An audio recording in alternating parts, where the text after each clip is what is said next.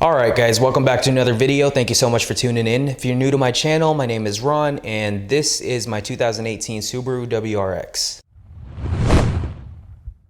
So I recently installed some GTWORX / BILSTEIN shocks with the RCE Yellow lowering springs, and it gave the car about a 0.8 inch drop.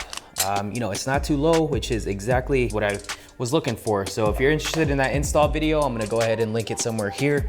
So just click that and then it'll take you directly to there. I've had enough time to kind of get to know the car again with this new setup, which is why I'm making this video. And also a couple people have asked me for my honest review and an impression video of it. So I'll be playing some point of view clips of me driving it throughout this video. I do want to point out that these springs are the RCE Yellow STI springs as opposed to the RCE Yellow WRX springs. And I recently just found out that there is a difference between the two. If you're curious what the differences are, the STI springs sit 2 millimeters higher and are a lot stiffer than the WRX springs to account for the heavier STI transmission. So yeah, this kind of changed the entire dynamic of the video and what it's supposed to be about. You know, I wanted to do a review of the GTWORX BILSTEIN Cup Sports with the RCE Yellow lowering springs for the WRX, but again, I bought these used from a 2017 STI, so I'm kind of stuck with these. But so far so good. I did reach out to RCE to kind of ask them if there's any major issues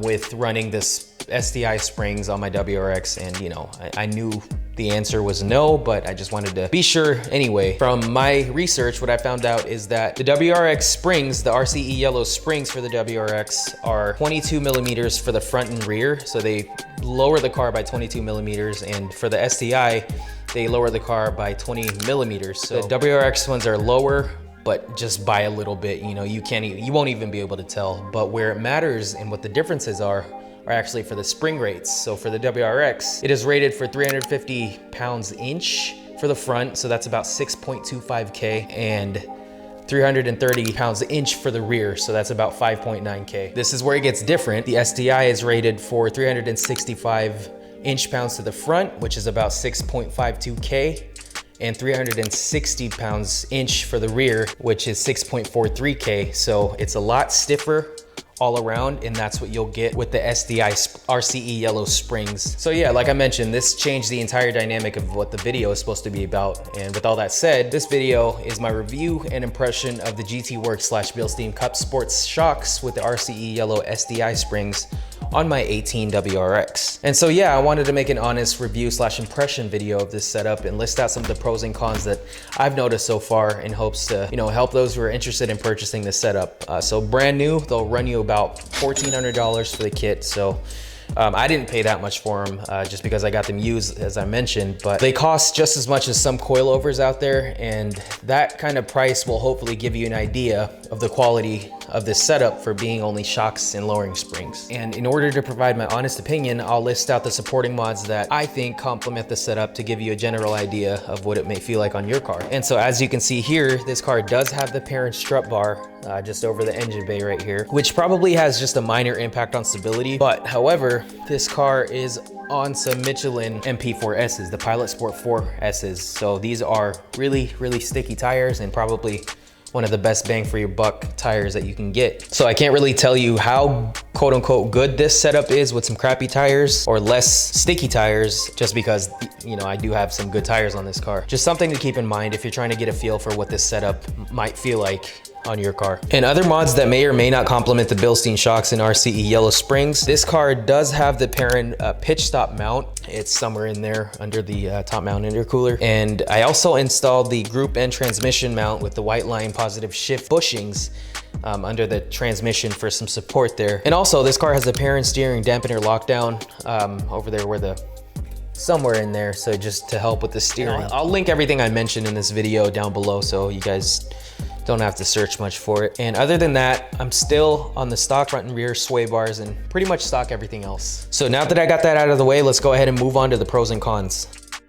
One of the good things about this setup, and from what I noticed right away, is that it's a lot stiffer and it doesn't feel cheap. So if you've ever had any cheap suspension or cheap coilovers in the past, these are by far 1,000 times better. So don't even question if these are, good enough. And right off the bat, as soon as I installed them, I did notice that the car stays more planted and I can basically throw it in any direction with confidence that I won't spin out or lose control or whatnot. I haven't had the chance to take the car to the track, but I can vouch that it improved the handling just by driving on roads such as the one I'm driving in this video. And another benefit is that it's not bouncy at all, so it gives you that good quality feeling, which in return provides you with some less body roll. And I know it didn't lower the car by a whole bunch like I mentioned, but I kind of like that for the fact that I can drive it anywhere without scraping or just worrying constantly that I'm gonna hit something. Overall, the setup feels good and I'm very happy with it. Again, this is a little stiffer than the WRXs, so this is my perspective with the RCE Yellow Springs intended for the STI. And so the next two I'm going to mention are both pros and cons, just depending on how you look at it. So again, I mentioned the 0.8-inch drop is barely noticeable. To some folks, going super low is important, but I try to stay away from that just to preserve the daily drivability of the entire car. So basically, imagine being close to stock height, but with a lot more improved drivability and handling. Another pro or con, depending on how you look at it, is again, it's a lot stiffer. To be honest, it's a little rough for daily driving, and you do feel every single bump on the road, but you get used to it like with all other suspension.